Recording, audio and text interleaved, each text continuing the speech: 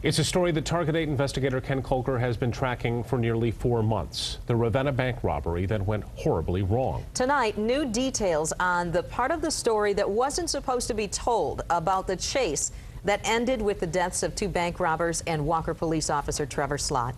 For the first time, Target 8 is getting the most complete picture of what happened that day based on more than 350 pages of police reports obtained after several months of requests, appeals, and threats of legal action. Here is Target 8 investigator Ken Colker.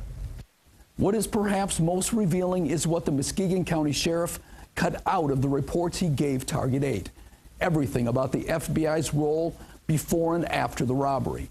But when we got the final batch of documents last week from state police, it included those same Muskegon County reports, and this time they were not blacked out.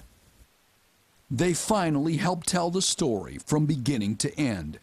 And they reveal more about what experts are calling potentially deadly communication gaps. These local officers were imminently placed in harm's way by virtue of being out of the informational loop. 2 experts, including a decorated former FBI agent, reviewed the case at Target 8's request. I'm sure you're going to find out. There's still more story here. Reports show state police sent troopers to Ravenna 20 minutes before the bank robbery at the FBI's request, while local officers were left in the dark. And they show FBI agents were in Ravenna north and south of the bank when it was robbed, though they said they did not witness it. The FBI says agents had lost the signal from a secret GPS tracking device on the robber's car and were trying to find them. But the only heads up locals got was this call from the local FBI chief to Muskegon County Dispatch, also 20 minutes before the robbery. Hey, this is John King with the FBI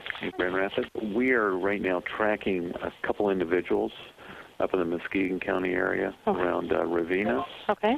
And so if there happens to be a bank robbery come out, can you make sure that we end up getting a phone call? No request to send Muskegon deputies. All individuals should be placed on notice. All law enforcement should be placed on notice. The bank officials should be placed on notice. James Weddick is a highly decorated former FBI agent. He told Target 8 that the FBI likely violated protocol by not notifying the sheriff when surveillance led them to Muskegon County several days before the robbery. The public expects us to work together, and the reason for that is because together we can be a powerful force, and when you're talking about crime and bad guys, you can catch these guys. The experts agree nobody knows the back roads like the locals. Listen to the state police trooper headed to the robbery. Does anybody know what 10 Mile is in Muskegon County? And this FBI agent trailing the chase. We don't even know where we're at. Ottawa County Sheriff Gary Rosema wouldn't go on camera, but told Target 8 it would have helped if the FBI had given him the same 20-minute heads up that the state police got. Rosema says he could have sent more deputies, possibly set up a roadblock. Instead, an Ottawa deputy was parked looking for speeders, not knowing what was headed his way.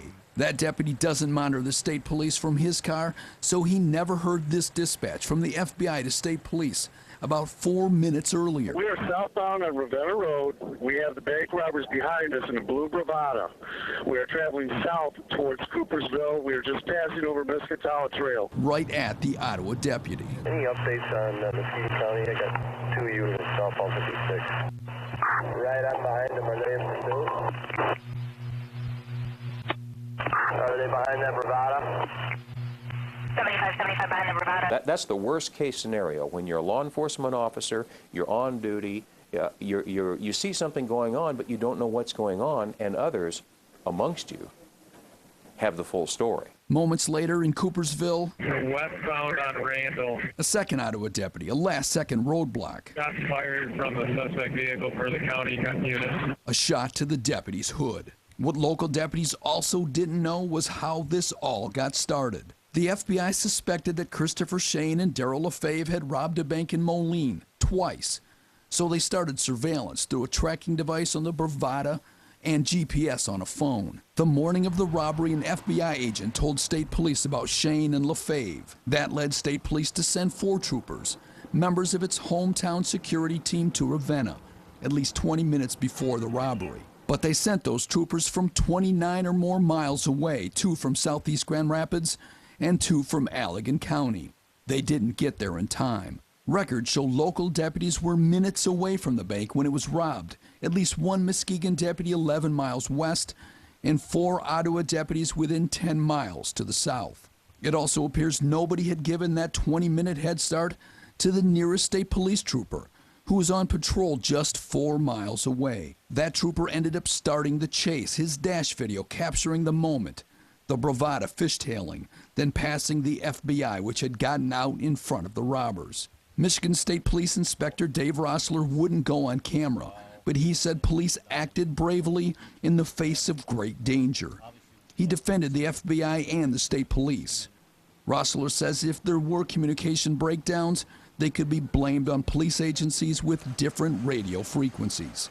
The former FBI agent says it all comes down to communication. You know, my God, we all saw 911, and 911, the message was, we will work together no matter what. And so that was 10 years ago. So, my God, I would think that today that message is clearer than ever before, that you need to make those notifications and make sure that everybody's on board. Ken Kolker, Target 8.